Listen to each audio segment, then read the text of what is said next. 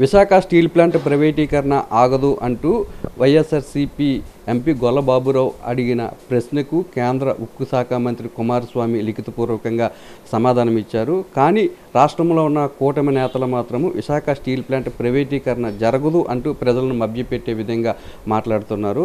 కుమారస్వామి ఇచ్చిన సమాధానం మీద, అలాగే కూటమి నేతలు రాష్ట్రంలో చేస్తున్న తప్పుడు ప్రచారం మీద మనతో మాట్లాడడానికి ఎంపీ గొల్లబాబురావు. సార్, ఎప్పుడు అడిగారు మీరు స్టీల్ ప్లాంట్ గురించి పార్లమెంట్లో? ఇందులో క్లియర్గా ఏం రాస్తుంది సార్ ఈ లెటర్లో?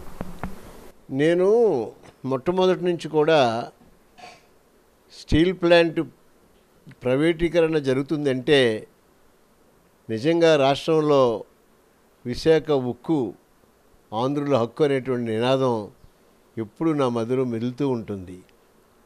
నేను చిన్నతనంలోనే విశాఖ ఉక్కు గురించి వీధుల్లో తిరిగిన వాడిని, మా నిండా ఏలూరు ప్రాంతంలో.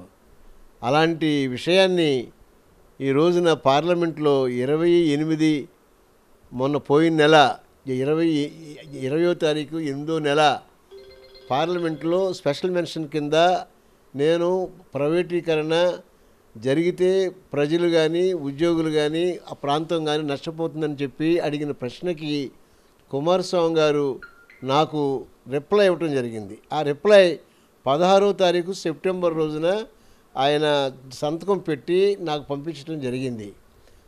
ఆ లెటర్లో రాసింది ముఖ్యంగా Visakhapatnam steel factory is in the wedge of closure due to very high liabilities and unavailability of working loan అని రాసి ఇవ్వటం జరిగింది. కాబట్టి నేను కోరుతున్నాను, ఎందుకంటే ఒక ప్రక్క ఏంటో ఆనరబుల్ మినిస్టర్ ఫర్ స్టీల్ ఈ రకంగా సమాధానం ఇస్తున్నారు, ఇది కుదరదు, ఇది హైయెస్ట్ అంటే లయబిలిటీస్ ఉన్నాయి, కొంతకాలమే మనం మేనేజ్ చేయొచ్చు, దీన్ని ఎల్లకాలం మేనేజ్ చేయలేవని. ఒక ప్రక్క క్యాప్టివ్ మైన్స్ ఇవ్వటం కుదరదని చెప్పి కూడా చాలాసార్లు పార్లమెంట్లో కానీ బయట కానీ చెప్పడం జరిగింది.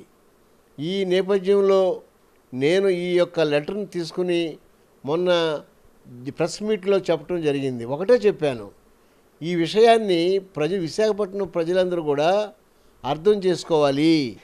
విశాఖపట్నాన్ని మరి నమ్ముకుని జీవిస్తున్నటువంటి అనేక లక్షల మంది ప్రజలకి, అలాగే ఆంధ్రప్రదేశ్లో ఉన్నటువంటి అనేక కోట్ల మంది ప్రజలకి ఇది ఒక నిజంగా డిజాస్టర్. కాబట్టి ఈ విషయాన్ని అందరికీ తెలియాలనే ఉద్దేశంతో నేను ఈ లెటర్ని బయట పెడుతున్నాను. దీన్ని బట్టి ఇంతవరకు కూడా ఈ కూటమి ప్రభుత్వం ఇటు రాష్ట్రంలో కానీ అటు కేంద్రంలో కానీ చెప్పిన మాటలన్నీ కూడా కరెక్ట్ కాదని ఇప్పుడైనా మనం నమ్మాలి అనే ఉద్దేశం నాది. ఎందుకంటే గౌరవ ముఖ్యమంత్రి శ్రీ చంద్రబాబు నాయుడు గారు కావచ్చు, లేకపోతే గౌరవ ఉప ముఖ్యమంత్రి మరి పవన్ కళ్యాణ్ గారు కావచ్చు, వారు ఎలక్షన్ ముందు వారు చెప్పినటువంటి మాటల్ని ఒక్కసారి వీడియోలోనో లేకపోతే ఇంకెక్కడన్నా కానీ ఒకసారి చూస్తే అర్థమవుతుంది. ఎట్టి పరిస్థితుల్లో ప్రైవేటీకరణ జరగనేమో, మా ప్రభుత్వం వస్తే అని చెప్పినటువంటి ఈ పెద్దలు ఈ రోజున ఎందుకు మాట్లాడలేకపోతున్నారు? ఎందుకు దీని మీద క్యాప్టివ్ మైన్స్ని ఎందుకు తీసుకురాలేకపోతున్నారు? ఈవెన్ మైన్స్ చట్టం ప్రకారం సెక్షన్ 17 క్రింద రాష్ట్రంలో ఉన్నటువంటి మైన్స్ కూడా కేటాయించేటువంటి అధికారం రాష్ట్ర ప్రభుత్వానికి ఉంది. ఆ రాష్ట్ర ప్రభుత్వానికి ఉన్నా సరే దాన్ని పట్టించుకోకుండా కనీసం ఈ యొక్క స్టీల్ ప్లాంట్ భవిష్యత్తుని కాపాడుతామని చెప్పలేకోకుండా ఈ రకంగా మభ్యపెడతాం ఎంతవరకు సమంజసం అని నేను అడుగుతున్నాను. నేను ఈ యొక్క విషయం మీద ఇటు స్టీల్ ప్లాంట్ పెద్దలతో, అలాగే మరి మిగతా అన్ని రాజకీయ పార్టీలతో కానీ కలిసి మాట్లాడి గౌరవ ముఖ్యమంత్రి గారిని కలిసి వారు ఇచ్చినటువంటి ప్రామిస్ ఆల్రెడీ ఉంది, ఇది నా బాధ్యత, నేను తప్పనిసరిగా చేస్తానని చెప్పి ఒక లెటర్ కూడా ఇచ్చారు. ఆ లెటర్ కూడా నేను మీ ముందు పెడతాను. ఎందుకంటే ఆ లెటర్ ప్రకారం వారు తప్పనిసరిగా ఈ యొక్క యాక్షన్ తీసుకోకపోతే రాష్ట్రం నిజంగా ఒక పెద్ద ఉక్కు ఫ్యాక్టరీని జస్ట్ కోల్పోవలసి వస్తుంది. నాకు అంతకన్నా ఇంకొక బాధ ఏంటంటే పక్కన గవర్నమెంట్లో ఉన్నటువంటి స్టీల్ ఫ్యాక్టరీని వదిలేసి మెటల్ స్టీల్స్ని వీళ్ళు ఎంతో ప్రోత్సహించడం ఇంకా బాధాకరంగా ఉంది. కాబట్టి ఈ విషయాలన్నింటినీ కూడా ప్రజల ముందు ఉంచి ప్రజల చేత చైతన్యపరిచి తప్పనిసరిగా విశాఖ ఉక్కు ఫ్యాక్టరీని మనం కాపాడుకోవాల్సిన బాధ్యత మనందరి మీద ఉంది అని చెప్పటమే నా మెయిన్ ఉద్దేశం. కాబట్టి ఈ యొక్క విషయంలో కేంద్ర మంత్రి అయినటువంటి కుమారస్వామి గారిని, అవసరమైతే ప్రధానమంత్రి గారిని కలిసి ఈ విషయంలో నాతో పాటు కలిసి వచ్చినటువంటి పెద్దలందరూ, అలాగే మా యొక్క వైఎస్ఆర్ పార్టీ పెద్దలందరితో కూడా కలిసి అక్కడ డిస్కస్ చేసి దీని మీద ఒక క్లారిటీ తీసుకురావాలని నా భావన, నా ఆలోచన. సార్, ఎన్నికలకు ముందు స్టీల్ ప్లాంట్ను కాపాడుతామని చెప్పిన పవన్ కళ్యాణ్ కానీ చంద్రబాబు నాయుడు కానీ అధికారంలోకి వచ్చిన తర్వాత మాట మార్చడాన్ని ఏ విధంగా చూస్తారు? అలాగే ఆ పార్టీకి సంబంధించిన నేతలు ఎక్కడా స్టీల్ ప్లాంట్ ప్రైవేటీకరణ జరగదు అంటూ ప్రజలను మభ్యపెట్టే ప్రయత్నం ఏ విధంగా చూడొచ్చండి? నేను కోరేది ఒకటే, ఏదైనా ఒక పెద్ద పొజిషన్లో ఉన్నవాళ్ళు, అలాగే రాష్ట్ర ప్రభుత్వంలో మరి చీఫ్ మినిస్టర్ గారి కన్నా పెద్ద పొజిషన్ మరొకటి లేదు. అలాంటి వ్యక్తులు ఇచ్చినటువంటి హామీ ఈ రోజున అమలు జరగకపోతే ప్రభుత్వానికి ఏ రకమైనటువంటి నిబద్ధత ఉంటుంది? నేను ఈ విషయంలో ఖచ్చితంగా గౌరవ ముఖ్యమంత్రి చంద్రబాబు నాయుడు గారిని, అలాగే మరి గౌరవ ఉప ముఖ్యమంత్రి ప్రస్తుతం శ్రీ పవన్ కళ్యాణ్ గారిని ఖచ్చితంగా అడుగుతున్నాను. వారు ఇచ్చినటువంటి హామీని నిలబెట్టుకోవాలని నేను మరీ వారిని కోరుతున్నాను. అలాగే బీజేపీ ప్రభుత్వం కూడా ఈ రాష్ట్ర ప్రభుత్వం మీద ఆధారపడి ఉంది.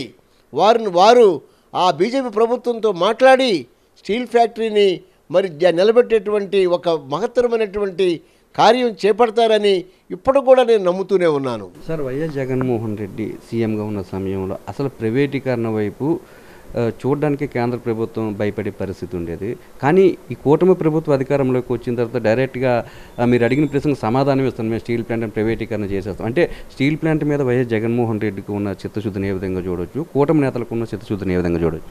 నేను ఒకటే చెప్తాను, ఎందుకంటే గౌరవ మాజీ ముఖ్యమంత్రి మరి మా అధినాయకుడైనటువంటి జగన్మోహన్ రెడ్డి గారు ఈ రకంగా ప్రైవేటీకరణ చేస్తున్నామని లెటర్స్ ఇస్తే ఎట్టి పరిస్థితుల్లో వారు ఊరుకోరు. దీని మీద పెద్ద పోరాటమే చేస్తారని నేను నమ్ముతున్నాను. ఇప్పుడు కూడా ఈ విషయంలో గౌరవ మాజీ ముఖ్యమంత్రి గారికి కూడా నేను విన్నపం చేస్తున్నాను. ఈ విషయంలో ఆలోచించి రాష్ట్ర ప్రభుత్వ భవిష్యత్తును కాపాడేటువంటి ఒక మహత్తరమైనటువంటి నాయకుడిగా వారు కూడా దీనికి మరి నిజమైనటువంటి కార్యరూపం దాల్చి ఈ విశాఖ ఉక్కు ఫ్యాక్టరీ కోసం మనం అందరం కూడా కలిసి కృషి చేయాలని నేను అందరినీ కోరుకుంటున్నాను. ఎన్నికలకు ముందు విశాఖ స్టీల్ ప్లాంట్ ప్రైవేటీకరణ చేయనిమని చెప్పి హామీ ఇచ్చిన చంద్రబాబు నాయుడు పవన్ కళ్యాణ్ మీద విశాఖ స్టీల్ ప్లాంట్ ప్రైవేటీకరణ జరగకుండా చూడాల్సిన బాధ్యత ఉందని తాను అడిగిన ప్రశ్నకు కేంద్ర ఉక్కు శాఖ మంత్రి స్పష్టమైన ప్రకటన చేశారని, విశాఖ స్టీల్ ప్లాంట్ ప్రైవేటీకరణ ఆపలేమని, ఇప్పటికైనా కూటమి నేతలు స్పందించి విశాఖ స్టీల్ ప్లాంట్ ప్రైవేటీకరణ జరగకుండా చేయాల్సిన బాధ్యతను తీసుకోవాలని చెప్పి గొల్లబాబురావు డిమాండ్ చేస్తున్నారు.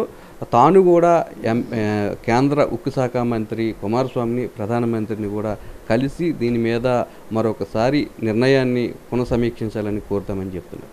కెమెరామెన్ శంకర్తో నాయుడు, విశాఖపట్నం.